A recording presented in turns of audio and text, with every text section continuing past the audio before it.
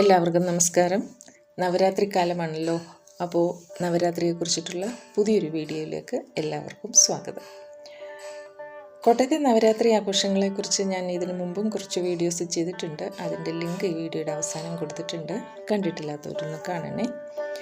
അപ്പോൾ ഇന്നത്തെ വീഡിയോ ഞങ്ങൾ ഇന്നലെ ഞായറാഴ്ചയായിരുന്നല്ലോ. അപ്പോൾ ഇന്നലെ ഞങ്ങൾ പോയത് പനച്ചിക്കാട്ട് സരസ്വതി ദേവി ക്ഷേത്രത്തിലേക്കാണ് പോയത്. കോട്ടയത്തു നിന്ന് കുറച്ചടുത്താണ്. തന്നെയുമല്ല, പണ്ട് തൊട്ടേ എല്ലാ വർഷവും ഈ നവരാത്രി കാലത്ത് ഏതെങ്കിലും ഒരു ദിവസം പനച്ചിക്കാട്ട് പോയി തൊഴുത് മടങ്ങാറുണ്ട്. അങ്ങനെ ഞങ്ങൾ ഇന്നലെയാണ് പോയത്. ഞായറാഴ്ചയാണ്, അപ്പോൾ നല്ല തിരക്കുണ്ടാവും. പ്രതീക്ഷിച്ച പോലെ തന്നെ, അല്ലെങ്കിൽ പ്രതീക്ഷിച്ചതിലും കൂടുതലായി നല്ല തിരക്കുണ്ടായിരുന്നു. പല മടക്കുകളായാണ് ക്യൂ കണ്ടത്. എങ്കിലും സമയമെടുത്ത് ക്ഷേത്രത്തിൽ തൊഴുത് പ്രാർത്ഥിച്ചാണ് മടങ്ങിയത്. പക്ഷേ ഞാൻ ഇന്നത്തെ ഈ വീഡിയോയിൽ ക്ഷേത്രത്തെക്കുറിച്ച് കൂടുതൽ കാര്യങ്ങൾ ഞാൻ പറയുന്നില്ല. എന്താണെന്നോ, ക്ഷേത്രത്തിൻ്റെ ഉൽപ്പത്തി, ചരിത്രം, ഐതിഹ്യം ഇവയൊക്കെ ഉൾപ്പെടുത്തിക്കൊണ്ട് ഒരു ചെറിയ വീഡിയോ നേരത്തെ ചെയ്തിട്ടുണ്ട്. അത് ചാനലിലെ പ്ലേലിസ്റ്റിലുണ്ട്. അപ്പോൾ അതുകൊണ്ട് പിന്നെയും അത് തന്നെ പറയുന്നതിൽ കാര്യമില്ലല്ലോ. അതുകൊണ്ട് ഇന്നത്തെ വീഡിയോയിൽ ഞാൻ ദേവിയുടെ നവദുർഗാ ഭാവങ്ങളാണ് ഉൾപ്പെടുത്തിയിരിക്കുന്നത്. അങ്ങനെ കുറച്ച് സമയമെടുത്ത് ക്യൂ ഒക്കെ നിന്ന് ക്ഷേത്രത്തിൽ തൊഴുതു. ആദ്യം നമ്മൾ മഹാവിഷ്ണു ക്ഷേത്രത്തിലാണ് തൊഴുക. അതിനുശേഷമാണ് സരസ്വതി ദേവിയെ വന്ദിക്കുന്നത്. അതിനുശേഷം യക്ഷിനട, പിന്നീട് അയ്യപ്പൻ, നാഗരാജാവ്. അങ്ങനെയാണ് ഇതിൻ്റെ ആ ഒരു പരിക്രമണ ക്രമം. അപ്പോൾ ഇവിടെ ഇത് സരസ്വതി ദേവി ക്ഷേത്രമായതുകൊണ്ട് നമുക്ക് വർഷത്തിലേത് ദിവസം വേണമെങ്കിലും 2:30-ക്കും 3-നും ഇടയിൽ പ്രായമുള്ള കുട്ടികളെ ഇവിടെ കൊണ്ടുവന്ന് എഴുത്തിനിരുത്താം. അതിന് പ്രത്യേകിച്ച് സമയമൊന്നും നോക്കേണ്ട കാര്യമില്ല. പക്ഷെ നവരാത്രി കാലമാകുമ്പോൾ നല്ല തിരക്കുണ്ടാവും. അതുപോലെ തന്നെ നമ്മൾ അഭ്യസിക്കുന്ന ഏത് വിദ്യയും ഇവിടെ തിരുനടയിൽ ഒരു അരങ്ങേറ്റം പോലെ ചെയ്യുന്നത് ഒരു മഹാഭാഗ്യമായി എല്ലാവരും കരുതുന്നു. നവരാത്രി കാലത്ത് തിരക്കുള്ളത് കൊണ്ട് ബുക്കിംഗ് ആവശ്യമാണ് എന്ന് മാത്രം. അപ്പോൾ നമുക്കിനി ദേവിയുടെ നവദുർഗാ ഭാവങ്ങളെ പറ്റിയൊന്ന് ചിന്തിക്കാം. ഇത് എല്ലാവർക്കും അറിവുള്ളതൊക്കെ തന്നെ ആയിരിക്കും. പക്ഷെ എന്നാലും അത് ശ്രദ്ധിക്കാത്ത ആരെങ്കിലും ഉണ്ടെങ്കിൽ ഒന്ന് ശ്രദ്ധിക്കുന്നത് നന്നായിരിക്കും. നവരാത്രി ആഘോഷങ്ങൾ എങ്ങനെയാണ് സ്ത്രീകൾക്ക് പ്രാധാന്യമുള്ളതാകുന്നതെന്ന് നമുക്കൊന്ന് നോക്കാം. ശ്രീ പാർവതി സ്ത്രീ ശക്തിക്ക് ഉദാഹരണമാണെന്ന് പറഞ്ഞാൽ ശരിയാവില്ല. ശ്രീ പാർവതി തന്നെയാണ് സ്ത്രീശക്തി, സ്ത്രീശക്തി തന്നെയാണ് ശ്രീ പാർവതി. ദേവിയുടെ 9 രൂപഭാവങ്ങളാണ് നാം ഈ 9 ദിവസങ്ങളിൽ പൂജിക്കുന്നത്. ഇവ ഓരോന്നും ഓരോ സ്ത്രീയുടെയും ജീവിതവുമായി വളരെയേറെ ബന്ധപ്പെട്ടതുമാണ് എന്നും നാം തിരിച്ചറിയേണ്ടതുണ്ട്.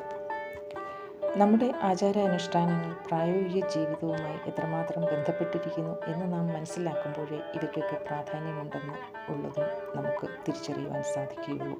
സ്ത്രീ സ്നേഹിക്കപ്പെടുകയും ആദരിക്കപ്പെടുകയും ചെയ്യേണ്ടവളാണെന്ന തത്വവും ഇതിലടങ്ങിയിരിക്കുന്നു.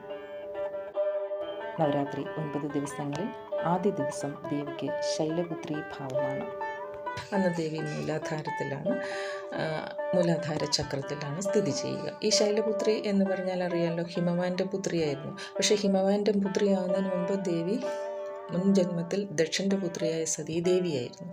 അന്ന് ശ്രീ പരമേശ്വരനെ ദക്ഷൻ അപമാനിച്ചതിൽ മനം നൊന്ത് ദേവി ജീവത്യാഗം ചെയ്യുകയായിരുന്നല്ലോ ഉണ്ടായത്. അതിനുശേഷമാണ് ഹിമവാന്റെ പുത്രിയായി മാറിയത്.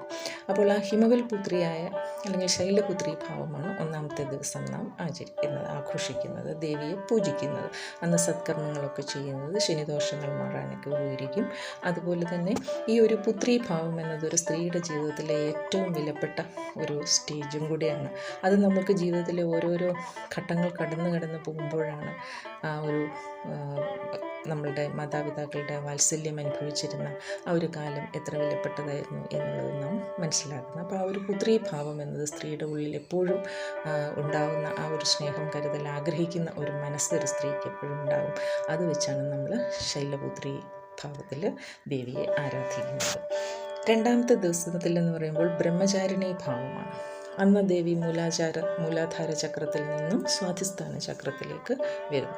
അപ്പോൾ ആ രണ്ടാം ഭാവത്തിലും ബ്രഹ്മചാരിണി എന്ന് പറയുമ്പോൾ ബ്രഹ്മത്തിൽ ചരിക്കുന്നവളെന്നല്ലേ അർത്ഥം. അതായത് അറിവ്, ആ കാലഘട്ടം അറിവ് നേടുന്ന കാലഘട്ടം കൂടിയാണ്. അപ്പോൾ അവിടെ ദേവി തപസ്സിൽ ഏർപ്പെടുന്ന കാലമാണ്. അവിടെ കമണ്ടലു, കയ്യിൽ കമണ്ടലു, വെള്ളവസ്ത്രം, ഇതൊക്കെയാണ് ആ രണ്ടാം ഭാവത്തിൽ ഉണ്ടാവുക. ആ ഭാവത്തിലും നാം അറിവിനായി ആഗ്രഹിക്കുന്ന കാലഘട്ടമാണ്. ബ്രഹ്മചാരി എന്ന് പറഞ്ഞാൽ തന്നെ അറിവ് നേടുന്ന കാലഘട്ടമാണല്ലോ. അപ്പോൾ അതാണ് രണ്ടാമത്. ഇതും സ്ത്രീയുടെ ജീവിതത്തിൽ ഏറ്റവും അത്യാവശ്യമുള്ള ഒരു സംഗതിയാണ്, അറിവുണ്ടാകുക, ജ്ഞാനമുണ്ടാകുക എന്നത്. മൂന്നാമത്തെ ദിവസമാണ് ദേവിയുടെ ചന്ദ്രഖണ്ഡ ഭാവം നാം കാണുന്നത്. ആ രൂപം എന്ന് പറയുമ്പോൾ ദേവി അന്ന് മണിപുര ചക്രത്തിലാണ് സ്ഥിതി ചെയ്യുക. ഈ ചന്ദ്രഖണ്ഡ ഭാവം എന്ന് പറയുമ്പോൾ ഒരു സ്ത്രീയുടെ ശക്തി പുറത്തു വരുന്ന ആ ഒരു ഭാവമാണ്. സ്ത്രീ ശക്തി നാം അറിയാതെ നമ്മുടെ ഉള്ളിൽ ഒഴുങ്ങിക്കിടക്കുന്ന ശക്തിയും ഊർജവും അത് അതിൻ്റേതായ സന്ദർഭങ്ങളിലാണത് പുറത്തു വരിക. അങ്ങനെ പുറത്തു വരേണ്ടതാണ് എന്നുള്ളത് ഓർമ്മിപ്പിക്കുന്നതാണ് ഈ മൂന്നാമത്തെ ദിവസം ചന്ദ്രഖണ്ഡ ഭാവം. അപ്പോൾ അതെന്താണ് അതിൻ്റെ പ്രാധാന്യം എന്നുള്ളതൊക്കെ വിശദീകരിച്ചാൽ വീഡിയോയ്ക്ക് ഒരുപാട് വലുതായിപ്പോൾ. അതുകൊണ്ട് ഞാൻ അതിലേക്കൊന്നും കിടക്കുന്നില്ല. ഇനി നാലാമത്തെ ദിവസം എന്ന് പറയുമ്പോൾ ദേവി കുഷ്മാണ്ഡ ഭാവത്തിലാണ്. അതായത് മൂന്നാമത്തെ ദിവസം ചന്ദ്രൻ്റെ സഹായത്തോടെ അസുര നിഗ്രഹം ദേവി ചെയ്തു കഴിയുമ്പോൾ പ്രപഞ്ചം മുഴുവൻ ഇരുട്ടിലാകുന്നു, സർവ്വചരാചരങ്ങളും നശിച്ചു പോകുന്നു. അപ്പോൾ നാലാം ദിവസം കുഷ്മാണ്ഡ രൂപത്തിലാണ് ദേവി പ്രപഞ്ച സൃഷ്ടി ചെയ്യുന്നത്.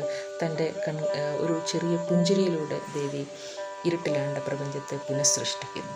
അപ്പോൾ അതും നമുക്കറിയാം, സൃഷ്ടിക്കുള്ള കഴിവ് അത് സ്ത്രീക്ക് മാത്രമേ ഉള്ളൂ. സ്ത്രീയുടെ ആ ഒരു ഏറ്റവും മനോഹരമായ ഭാവവും കൂടിയാണ് അത് എന്നതും നമുക്കറിയാം. അപ്പോൾ നമ്മുടെ ജീവിതത്തിലെ ഓരോരോ ഘട്ടങ്ങളാണ് നാം ശ്രീ പാർവതിയെ പൂജിക്കുന്നതിലൂടെ ഓർമ്മിക്കുന്നതും ആദരിക്കുന്നതും ഒക്കെ. ഇനി അഞ്ചാമത്തെ ഭാവം സ്കന്ദമാത. അതൊരു സ്ത്രീയുടെ ജീവിതത്തിലെ ഏറ്റവും പുണ്യമായ ഭാവമാണ്, മാതൃഭാവം. സ്കന്ദൻ അഥവാ കാർത്തികേയൻ്റെ മാതാവായ സ്ത്രീയെ അല്ലെങ്കിൽ ശ്രീ പാർവതിയെ പൂജിച്ചാൽ അന്ന് നമുക്ക് എല്ലാ സൗഭാഗ്യങ്ങളും ഉണ്ടാവും എന്നുള്ളതാണ്. അതായത് ഒരു സ്ത്രീയുടെ ഏറ്റവും വലിയ ദൗത്യം, ദൈവം സ്ത്രീയെ ഏൽപ്പിച്ചിരിക്കുന്ന ഒരു മഹത്തായ ദൗത്യമാണ് ഒരു നല്ല ശിശുവിനെ നല്ല ഒരു മനുഷ്യനാക്കി മാറ്റുക എന്നുള്ളത്. അതിനു വേണ്ടുന്ന കാര്യങ്ങളെല്ലാം ചെയ്യുക എന്നതാണ് അതിൽ കൂടെ ഓർമ്മിപ്പിക്കപ്പെടുന്നത്. ആറാം ദിവസം ദേവി കാത്യായനി ഭാവത്തിലാണ്. കാത്യായന മഹർഷിയുടെ പുത്രീഭാവം എന്ന ആജ്ഞാചക്രത്തിലാണ് ദേവി സ്ഥിതി ചെയ്യുന്നത്. സത്കർമ്മങ്ങൾക്കാണ് പ്രാധാന്യം. ഏഴാം ദിവസം കാളരാത്രി, ഇരുട്ട് അഥവാ അന്ധകാരം ഭൂലോകത്തൊന്നും ഇല്ലാതാക്കുവാൻ വേണ്ടി ഉള്ള പ്രവൃത്തികൾക്ക് പ്രാധാന്യം കൊടുക്കുക. ഇതാണ് ഓരോ അസുര നിഗ്രഹത്തിലൂടെയും ദേവി നമുക്കായി ചെയ്തുകൊണ്ടിരുന്നത്. ശേഷം എട്ടാം ദിവസം മഹാഗൗരീഭാവം, അന്ന് അഷ്ടമിയാണ്. സർവ്വലോക ദുരിത നിവാരണിയാണ് ദേവീഭാവം അന്ന്. ഒൻപതാം ദിവസമാണ് സിദ്ധിദാത്രി, അതായത് സർവ്വസിദ്ധിയും കൈവരുന്ന ദിവസം.